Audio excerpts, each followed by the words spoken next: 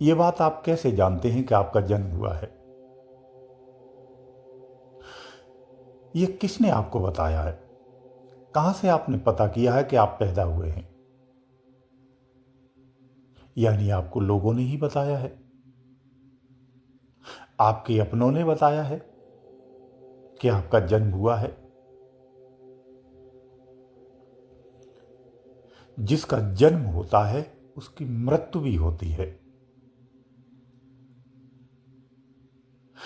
जो जन्मता है उसकी मृत्यु भी होती है। लेकिन जब गीता का ज्ञान आप सीखते हैं, वेदों में आप जाते हैं, जिनकी मान्यताओं से सारा संसार चलता है, और सारे संसार को विद्वान इन्हीं मान्यताओं से बाध्य करते हैं, वो ये सिखाता है कि आत्मा अजर अमर है।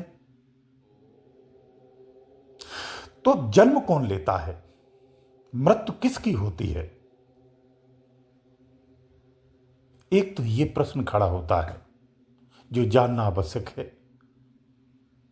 दूसरा, जो हमारे शास्त्र कहते हैं कि तुम अजन्मा हो, वो आत्मा की बात कहते हैं। तो फिर इस शरीर में हम जिंदा हैं, जी रहे हैं, देख रहे हैं, इन सारी चीजों को समझ रहे हैं, तो आप फिर कौन हैं? और आत्मा जब इतनी दिव्य है, जब सब कुछ है, तो फिर उसे अपने जन्म का आभास कैसे है कि मैं पैदा हुआ हूं, अब मेरी मृत्यु हो रही है? देखो, ऐसा है, इसे ध्यान से समझो। शास्त्र कहता है कि तुम अजन्मा हो, न तुम जन्मे हो, न तुम्हारी मृत्यु है।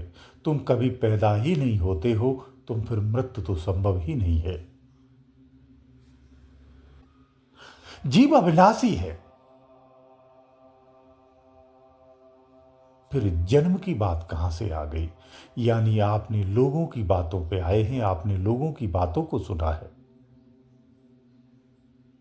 लोगों के कहे पर जो चलता है उसका बंटा ढार हो जाता है। वो किसी भी क्षेत्र की बात क्यों ना हो, जो अपने विवेक से नहीं चलता है उसकी स्थिति ऐसी ही होती है। यानी आप शुरुआत से ही, बचपन से ही भ्रम के ही जाल में हो। आपको भ्रमित ज्ञान दिया जाता है, क्योंकि आपका जन्म हुआ है ये आपने मान लिया है, लोगों ने आपको शुरू से ही बताया है। तो आप मृत्यु को भी ठहराते हैं कि हमारी मृत्यु भी एक दिन निश्चित है। दरअसल में ये मृत्यु और ये जन्म केवल शरीर का होता है, आपका नहीं होता है। आप कौन हैं ये जानना आवश्यक होता है। इस संसार को धारण करने के बाद, इस शरीर में प्रवेश करने के बाद हम यही भूल जाते हैं कि मैं कौन हूं। इसी शरीर के अंदर में भी एक दूसरा शरीर है, हम उसे नहीं जान पाते हैं। उसे तो छोड़िए, हम अपने स्थूल शरीर को ही नहीं जानते हैं। शरीर के बाहरी आवरणों को सिर्फ हम देख पाते हैं, बाहरी परत को देखते हैं। इस शरीर के भीतरी परत को भी हम नहीं जान पाते हैं, उससे भी अनभिज्ञ होते हैं। अगर शरीर के अंदर को भी देख लेते तो अंदर में जो कैंसर, फोड़ा, बीमारी होती है, हम तत्क्षण जान जाते और डॉक्टर से दवा लेकर के अपने आप को ठीक कर लेते। भीतर की बीमारियां जब अपने चरम सीमा पे आ जाती हैं और शरीर रोगी हो जाता है, तब हमें पता चल पाता है कि हम बीमार हो गए। यानी हम अपने स्थूल शरीर को भी अच्छे से नहीं जानते हैं, फिर सूक्ष्म शरीर को कैसे जान पाएंगे? और सूक्ष्म शरीर के साथ भी तीसरा शरीर लगा है, उसे कैसे समझेंगे? और इन तीनों शरीरों के मध्य में या परे जाकर के हमारी निज स्थिति है, वो इतनी सूक्ष्म है। वही आप हो, उसको पहचानना काफी कठिन हो जाता है, क्योंकि हम पूरी तरह से भौतिकवादी होते हैं, स्थूलवादी होते हैं और भ्रमों में होते हैं। हम जीवन और मृत्यु के चक्र में ही फंसे रहते हैं, इसी को ही हम सत्य मान लेते हैं। इसी कारण हम संसार को ही सच मानते हैं और संसार की ही आवश्यकताओं में उलझ जाते हैं। हम सत्य को जानने का प्रयास भी करते हैं। अगर संतों की वाणियां सुनते, वहां से प्रेरित होकर के जब हम सत्य को जानने का प्रयास करते हैं, तो भी हम स्थूल की धारणा रखकर ही उसे जानने का प्रयास करते हैं, जबकि वो सत्य इन धारणाओं के परे जा करके है। जब तक ये धारणाएं रहेंगी, यानी स्थूल नयनों से देखने का प्रयास करेंगे, तब तक वो नजर नहीं आता है। उसे जानने के लिए ज्ञान रूपी जो नेत्र होता है, जो विशेष नेत्र होता है, उससे उसे जान सकते हैं, देख सकते हैं, पहचान सकते हैं। वो नेत्र हमारा जागृत होना चाहिए। उस विवेकी नेत्र को जब हम खोल लेते हैं, तब हमें सही पता चलता है कि मैं कौन हूं और ये संसार क्या है।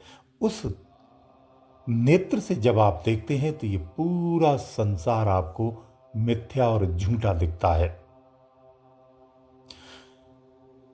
क्षणिक दिखता है, क्योंकि दिव्य इसके परे होता है। वही सत्य को जान पाता है जिसका ज्ञान नेत्र खुल जाता है, अन्यथा सत्य का पता करना संभव नहीं है। जो संत अंतर के रहस्यों का वर्णन करते हैं, अंदर के समस्त रहस्यों को बताते हैं, वो कहां से बताते हैं? उनका ज्ञान नेत्र खुल जाता है, उनका विवेक नेत्र खुल जाता है, उनका दिव्य नेत्र खुल जाता है। जब वो उस नेत्र से देखते हैं, तो उसका वर्णन करते हैं और लोगों को बताते हैं, प्रेरित करते हैं। और इस संसार के परे जो कोई दूसरी दुनिया है, उस दुनिया की चर्चा करते हैं, उसका विस्तार से बताते हैं। लोगों से कहते हैं कि आप भी जागृत होकर के इस अवस्था में आइए और सत्य को पहचानिए। जो आप जीवन जी रहे हैं, सत्य इसके बहुत परे है। आपके लिए ये जीवन नहीं है, आपसे उत्तम जीवन आपकी अवस्था में है। जो आपकी निज अवस्था है, वो इससे बहुत भिन्न है। उसी को पाने के लिए ही आपको ये जीवन और ये संसार प्राप्त हुआ है। ये सत्य वो जान जाते हैं और इसी सत्य को ही सबको बताने का और प्रेरित करने का प्रयास करते हैं।